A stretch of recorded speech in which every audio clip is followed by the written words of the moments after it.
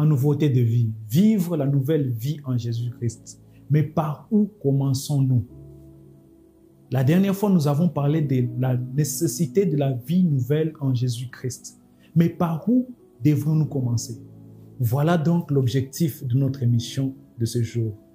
Bien-aimés dans le Seigneur, bonjour et bienvenue à votre émission Vie nouvelle en Jésus-Christ, où nous prêchons la nouveauté de vie en Christ. La fois dernière, nous avons parlé de la nécessité de vivre en nouveauté de vie. Nous avions dit que quand nous sommes en Christ, Dieu attend de nous une transformation de notre vie. Nous devions donc être différents de comment nous étions auparavant. Il devrait y avoir une transformation pratique, que ce soit dans les milieux de travail, que ce soit à l'école, à l'université, à l'église. Partout ailleurs, nous devrions voir un changement. Mais par où devrons-nous commencer? Voilà la question à laquelle nous répondons. Et une des raisons pour lesquelles il n'y a pas de nouveauté de vie, bien-aimée, c'est parce que certaines étapes n'ont pas été respectées. Quelle est donc cette première étape? La Bible dit, si quelqu'un est en Christ, il est une nouvelle créature. Les choses anciennes sont passées, voici toute chose est devenue nouvelle. La première étape, bien-aimée, c'est la véritable conversion.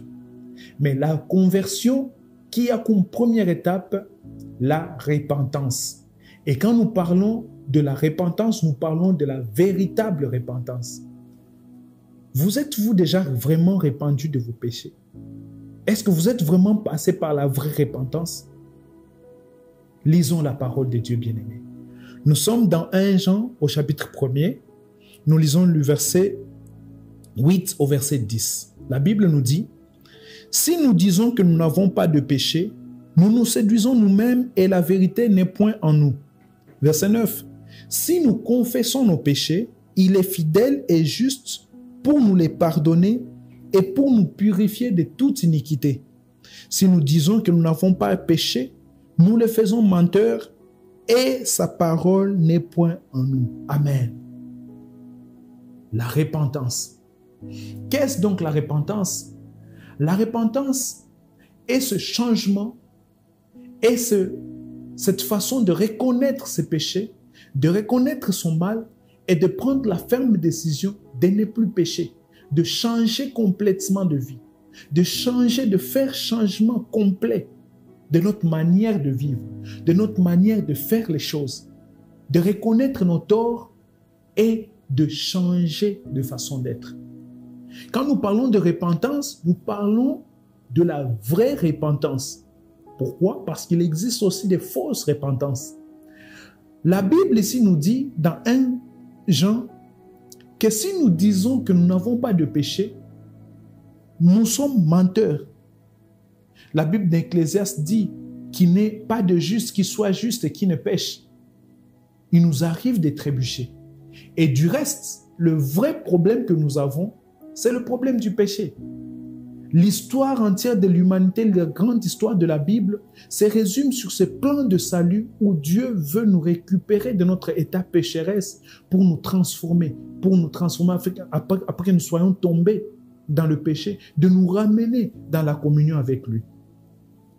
Vous voulez vraiment, bien aimer, changer de vie, il vous faut commencer par la repentance. Et la Bible nous le dit de manière claire.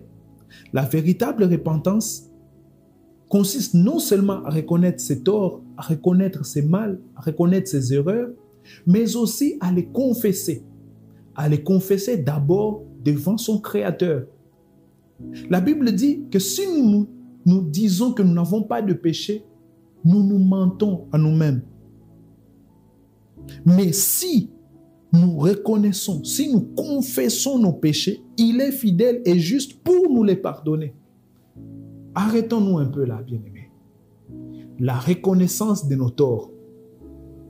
Nous n'avons pas de transformation dans nos sociétés. Tout commence par là. Nous avons du mal à reconnaître nos erreurs. Nous avons du mal à reconnaître nos péchés. Et là est le problème. Les choses ne changent pas parce que nous n'arrivons pas à reconnaître nos péchés, même devant Dieu.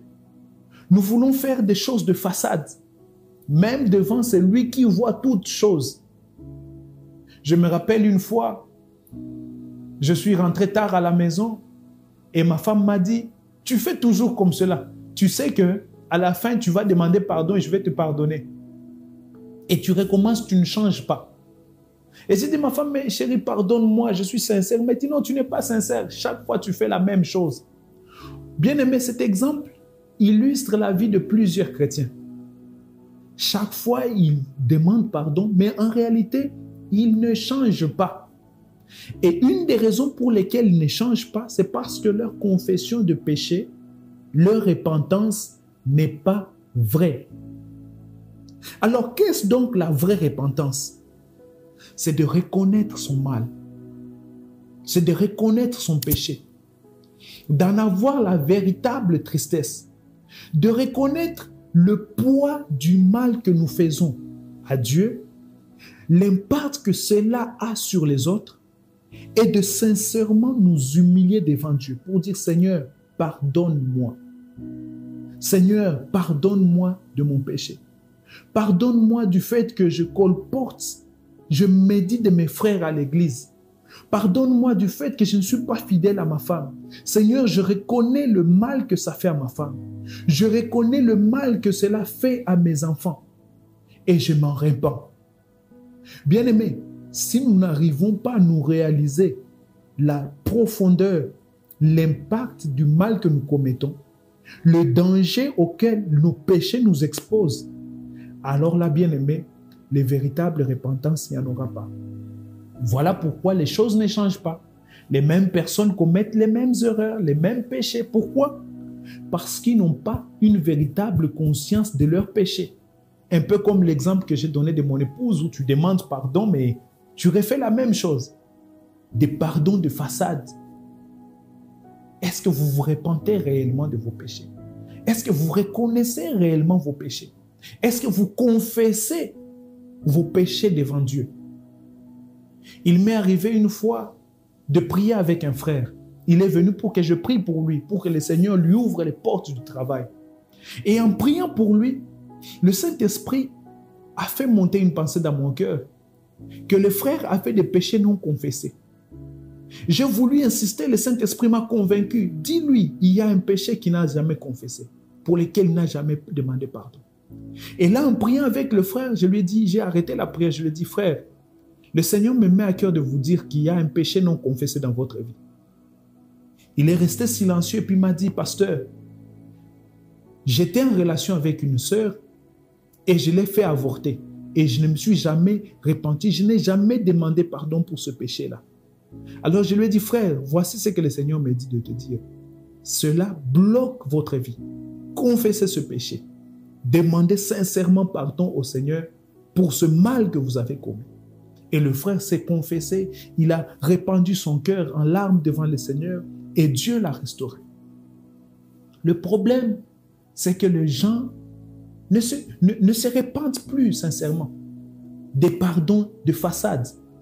Les gens s'excusent de façade. Comment voulez-vous changer?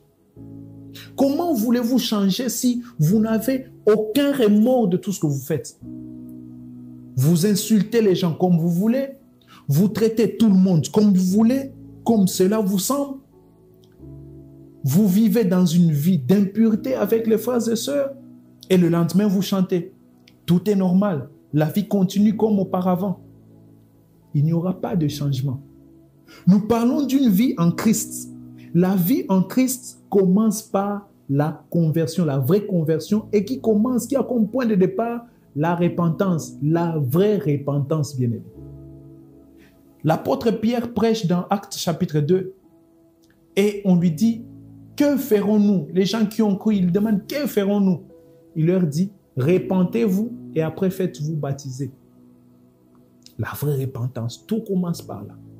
Le premier message de Jean-Baptiste, repentez-vous. Le premier message de Jésus-Christ, le message de la repentance. Bien-aimé, il est temps que la repentance soit au centre et au début de toute forme de transformation. Tant que nous ne reconnaîtrons pas nos erreurs, tant que nous ne reconnaîtrons pas la profondeur ou l'impact du mal que nous causons aux autres, du tort que nous leur causons, alors il sera difficile de nous repentir et de confesser nos péchés. Et si nous ne confessons pas nos péchés, il sera impossible d'avoir cette transformation que Christ accorde et qu'il accomplit dans des cœurs. Parce qu'il faut des cœurs réellement transformés, bien-aimés.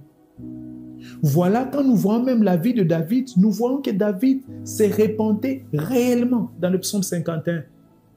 Après avoir eu une affaire avec la femme d'Uri, avec Bathsheba, David s'est réellement repenti devant Dieu. Le problème avec nous, c'est que nous ne voulons pas salir nos vêtements. Nous ne voulons pas salir notre réputation. Nous ne voulons pas salir l'image que les gens ont de nous. Il nous faudrait nous repentir. Frère, répands-toi de ton mal. Sœur, répands-toi de tes péchés. Reconnais ton mal. Vous arrive-t-il des fois de vous taire? On vous gronde, on vous reproche et vous admettez le mal que vous avez fait. Le problème de nos jours, c'est que nous ne sommes pas encore arrivés à ce point-là. Et tant que nous ne sommes pas arrivés à ce point de véritablement nous repentir, alors le changement ne s'opérera pas, bien-aimés. Nous allons beau prier, beau jeûner, beau poster des versets de la Bible. Mais si nous ne reconnaissons pas nos erreurs, Dieu ne nous pardonnera pas. Repentons-nous sincèrement et véritablement. Sans forme de diplomatie, repentons-nous. Reconnaissons nos torts et le Seigneur nous restaurera. C'est la première étape, bien-aimée. La véritable repentance. Et avant de conclure, j'aimerais que nous puissions lire 2 Corinthiens chapitre 7 à partir du verset 9 à 11 où l'apôtre Paul parle encore de la repentance. Il dit: je me réjouis à cette heure, non pas de ce que vous avez été attristés, mais de ce que votre tristesse vous a porté à la repentance. La tristesse qui porte à la repentance, car vous avez été attristés selon Dieu, afin de ne recevoir de notre part aucun dommage. Verset 10. En effet, la tristesse selon Dieu produit une repentance à salut dont on ne se repent jamais, tandis que la tristesse du monde produit la mort. Et voici, de cette même tristesse selon Dieu, quel empressement n'a-t-elle pas produit en vous? Quelle justification, quelle indignation, quelle crainte, quel désir ardent, quel zèle, quelle punition. Vous avez montré à tous égards que vous étiez purs dans cette affaire. La véritable repentance passe par cette tristesse. La repentance selon Dieu passe par cette vraie repentance. Vous exprimez la tristesse par rapport au mal que vous avez fait. Et c'est seulement comme cela que Dieu vous restaure. Bien-aimés, j'aimerais vous inviter aujourd'hui à vous repentir et sincèrement le faire. À reconnaître vos erreurs devant Dieu, devant les hommes, partout où vous serez, afin que votre transformation soit visible et évidente. Vous voulez vivre une nouveauté de vie? Commencez par là. La première échelle, reconnaître ses péchés, reconnaître ses torts, reconnaître ses manquements, et non pas seulement cela, s'excuser, demander pardon. Que vous soyez grand, que vous soyez petit, apprenez à demander pardon. Ce pardon qui est souvent lourd dans votre bouche, mais apprenez à le faire. J'aimerais prier avec vous afin que le Seigneur vous restaure et que vous appreniez à vous confesser et à réellement le faire. Seigneur, je viens encore une fois de plus te présenter mon frère et ma sœur qui veut se repentir aujourd'hui de son mal afin que tu l'accueilles, Seigneur. Merci pour ce cœur qui se répand. Merci pour cette vie que tu transformes. Que ton nom seul soit glorifié, Seigneur. Au nom puissant de Jésus, recevez cette vie qui passe par la repentance véritable au nom de Jésus-Christ. Amen.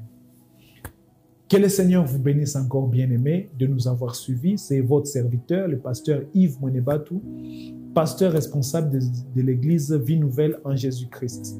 Vie Nouvelle, nous prêchons cette nouveauté en Jésus-Christ et aujourd'hui nous avons dit, cette nouveauté en Jésus-Christ, elle commence par la vraie repentance. Alors partout où vous serez, humiliez-vous, repentez-vous sincèrement devant Dieu, mais aussi devant vos frères et confessez pour avoir la restauration en Jésus-Christ. Que le Seigneur vous bénisse et à la prochaine. Bye.